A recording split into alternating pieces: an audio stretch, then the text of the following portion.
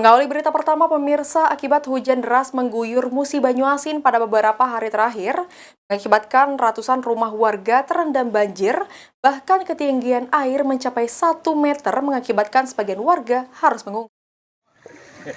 Inilah kondisi banjir di Dusun 5, Desa Kertajaya.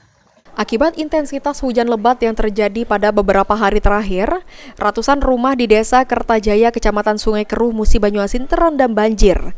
Bahkan ketinggian air mencapai hingga 1 meter lebih yang mengakibatkan warga yang terdampak banjir harus mengungsi ke tempat yang lebih aman. Hujan deras yang terjadi pada Kamis 16 Januari 2025 kemarin membuat sejumlah sungai di Kecamatan Sungai Keruh, Musi Banyuasin meluap. Salah satunya adalah Sungai Sake yang mengaliri Desa Kertajaya, mengakibatkan puluhan rumah warga terendam banjir. Camat Sungai Keruh Dendi Suhendar mengatakan, banjir tersebut akibat hujan deras dan luapan Sungai Sake, sehingga puluhan rumah terendam banjir. Banjir ini biasa terjadi dalam setiap tahunnya dan berlangsung tidak lama. Assalamualaikum warahmatullahi wabarakatuh.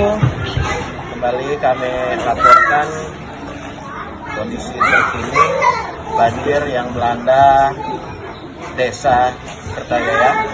Pada saat ini kami berada di Dusun 5, Desa Kertajaya, tepatnya di seputaran Laut Ananda, Musola Al-Takin. Kami laporkan bahwa ketinggian air pada saat ini di saat tempat kami berdiri ini sekitar 50 cm, namun di titik-titik tertentu di daerah-daerah tertentu banjir lebih dari 1 meter. Banjir ini diakibatkan oleh meluapnya Sungai Sake sebagai dampak dari hujan deras yang terjadi pada tanggal 16 Januari 2025.